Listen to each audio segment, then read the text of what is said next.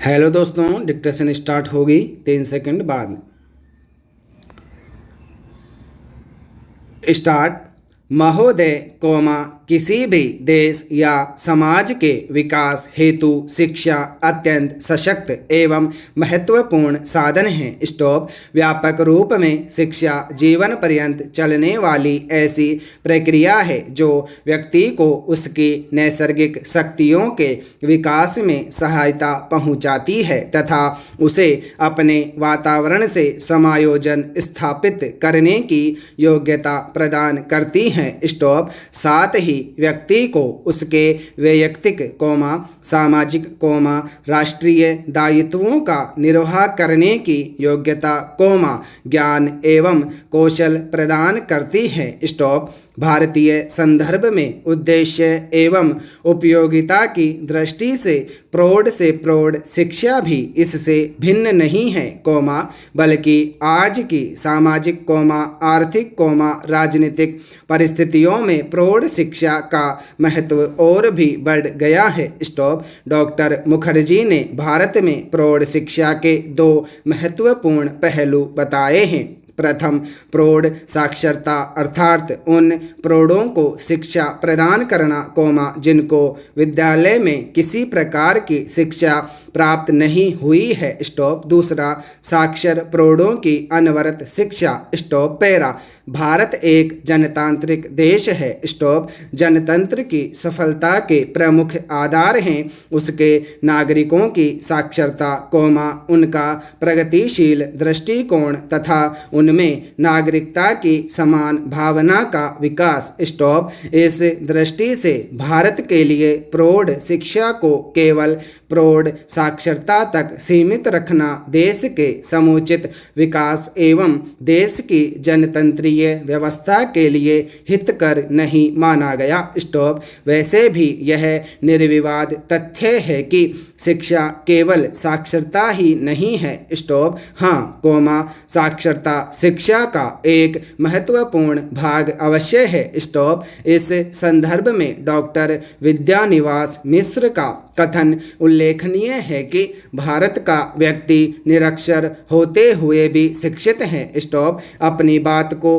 अधिक स्पष्ट करते हुए उन्होंने कहा है कि यदि हमारे प्रौढ़ अशिक्षित होते तो सदियों से चली आई हमारी संस्कृति मर्यादाएं कैसे बनी रहती। स्टॉप। डॉक्टर मिश्र के शब्दों में प्रौढ़ शिक्षा का तात्पर्य है निरक्षर अर्ध साक्षर या विस्मृता अक्षर प्रौढ़ों को पुनः साक्षरता का संस्कार देना, साथ ही जीवन क्षेत्र में आवश्यक जानकारी को विशेष बल देना। स्टॉप। एक समृद्ध मौखिक परंपरा में हमारा प्रौढ़ शिक्षित है और उसे यदि साक्षर बनाने की योजना बनानी है तो उसके मौखिक परंपरा से प्राप्त अनुभवों को ध्यान में रखना होगा। Stop para.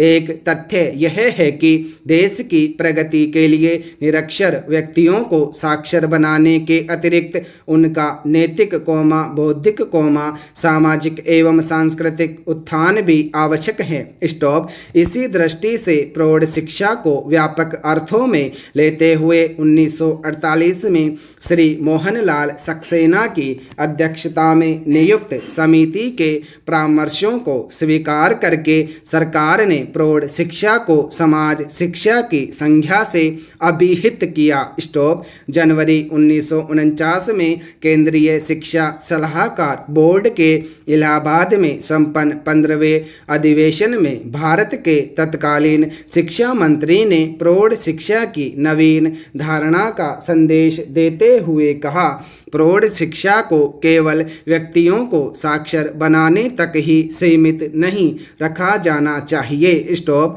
प्रौढ़ शिक्षा के अंतर्गत व्यापक रूप से सभी व्यक्तियों को साक्षर बनाने का प्रयास करना चाहिए। स्टॉप। यह सबसे अच्छा रास्ता होगा और हमें सफलता मिलेगी। Stop para. महोदय इसमें उस शिक्षा को भी सम्मिलित किया जाना चाहिए जो प्रत्येक नागरिक को लोकतांत्रिक व्यवस्था का विवेकपूर्ण सदस्य बना दे। स्टॉप। इसी समय से प्रौढ़ शिक्षा की अवधारणा में परिवर्तन हुआ और उसे समाज शिक्षा के नाम से पुकारा गया। स्टॉप। 1949 में मैसूर में संपन्न ग्रामीण प्रौढ़ शिक्षा के यूनेस्को सेमिनार में तत्कालीन शिक्षा मंत्री ने समाज शिक्षा को स्पष्ट करते हुए कहा था, समाज शिक्षा से हमारा तात्पर्य है पूर्ण मानव की शिक्षा। स्टॉप। यह उसको साक्षरता प्रदान करेगी जिससे कि विश्व का ज्ञान उसे उपलब्ध हो सके।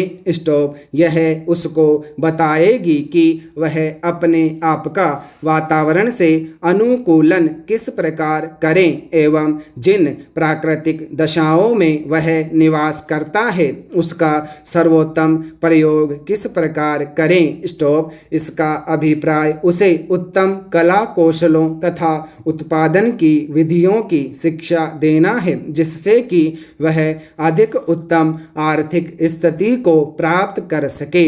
स्टॉप। इसका उद्देश्य उसे व्यक्ति तथा समाज दोनों के लिए स्वास्थ्य विज्ञान के प्राथमिक सिद्धांतों की शिक्षा देना भी है जिससे हमारा गृहस्थ जीवन स्वस्थ तथा समृद्ध हो सके। स्टॉप। इस शिक्षा को उसे नागरिकता का पाठ पढ़ाना चाहिए जिससे कि उसे संसार की बातों का ज्ञान प्राप्त हो जाए और वह अपनी सरकार को उन निर्णयों के निर्माण में सहायता दे सके जो शांति तथा प्रगति में योगदान करें। स्टॉप। प्रोफेसर कबीर ने समाज शिक्षा की परिभाषा देते हुए लिखा है कि समाज शिक्षा को अध्ययन के एक प्रकार के पाठ्यक्रम के रूप में परिभाषित किया जा सकता है जिसका उद्देश्य व्यक्तियों में नागरिकता की चेतना का उदय और उनमें सामाजिक समेक्य की उन्नति करना है। स्टॉप। पैरा। स्वाभाविक उपलक्ष्य के रूप में समाज शिक्षा व्यक्ति के व्यक्तिगत एवं समाज के सदस्य के रूप में नागरिकता के अधिकारों तथा कर्तव्यों की तीव्र भावना का समावेश करने का प्रयत्न करती है। अब आइए जरा गौर करें कि वर्तमान भारतीय परिवेश में प्रौढ़ शिक्षा या समाज शिक्षा प्रयास कितना सार्थक हुआ है। स्टॉप।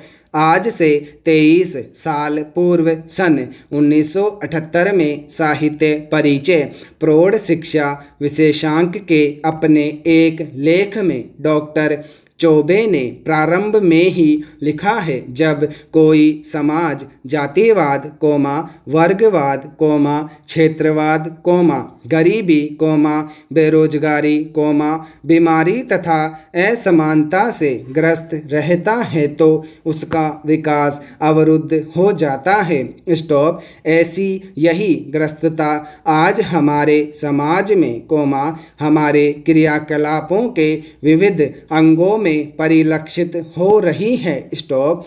जब तक हम इस ग्रस्तता से मुक्त न होंगे तब तक हमारा विकास संभव नहीं होगा। स्टॉप। इस ग्रस्तता से दूर होने के लिए हमें अनेक उपाय करने होंगे। स्टॉप। इन उपायों में शिक्षा का स्थान बहुत ऊंचा है। स्टॉप। हमारे देश की अधिकांश जनता अभी भी साक्षर नहीं हो पाई है। स्टॉप। जब तक हम इस प्रयास में सफल नहीं होते तब तक हमारी जनतंत्रीय व्यवस्था खोखली रहेगी। स्टॉप। उल्लेखनीय है कि प्रौढ़ शिक्षा के क्षेत्र में सरकारी स्तर पर स्वतंत्रता के पूर्व से ही प्रयास प्रारंभ हो गया था जिसमें आज तक कई मोर्चों पर प्रौढ़ शिक्षा के प्रचार प्रसार का कार्य जारी है। स्टॉप।